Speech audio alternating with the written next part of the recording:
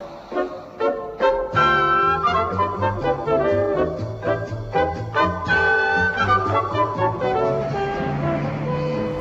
many computers have you got in your house? One, maybe two? Well, actually, you'll have a lot more than that, because most computers aren't the ones with a screen and a keyboard, but they're smaller. They fit inside washing machines or tumble dryers or TV sets. Well, here at the Info Lab at Lancaster University, researchers have teamed up with industry to build the next generation of computers using the technology from these mobile phones. But that next generation will be so small that they'd fit inside a Christmas tree light.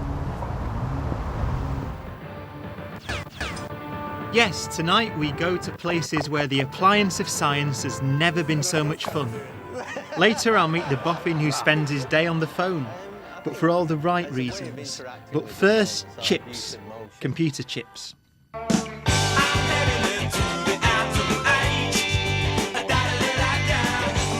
When the baby was born 60 years ago in Manchester, the world was in awe of its potential.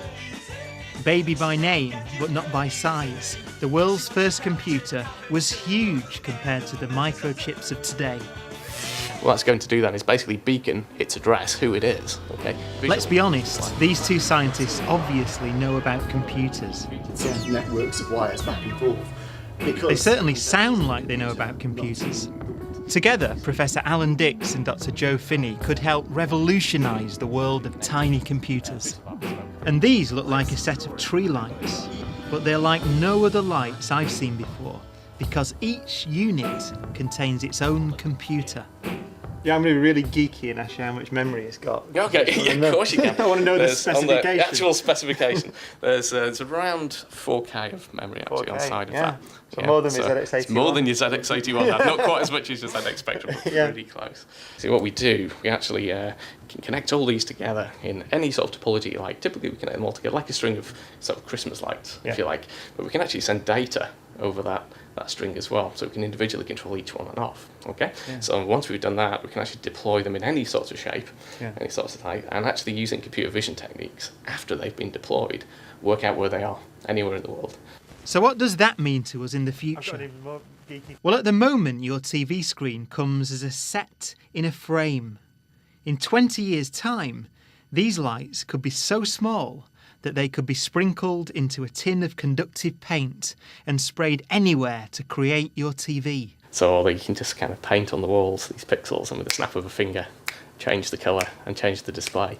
And if it's advanced enough, do that in real time to make the equivalent of your LCD television appear anywhere on your wall. So I mean, the technology for that is still a long way away.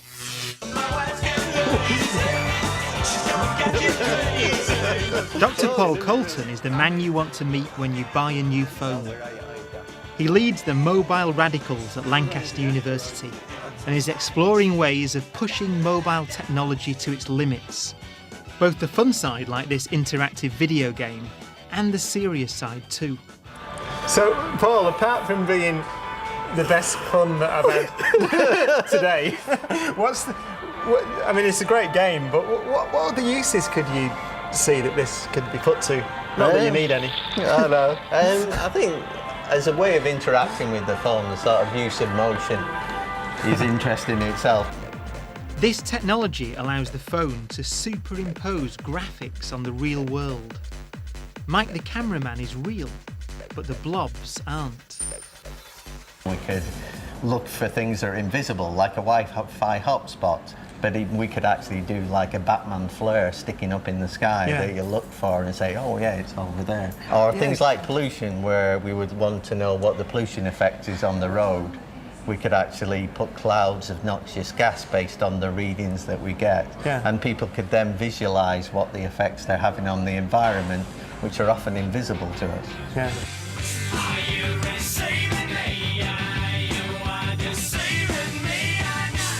We've come a long way since the house bricks of the 1980s, when mobiles were luxury items. Now half the world has them, and it seems the possibilities are endless. This is honestly the science of the future.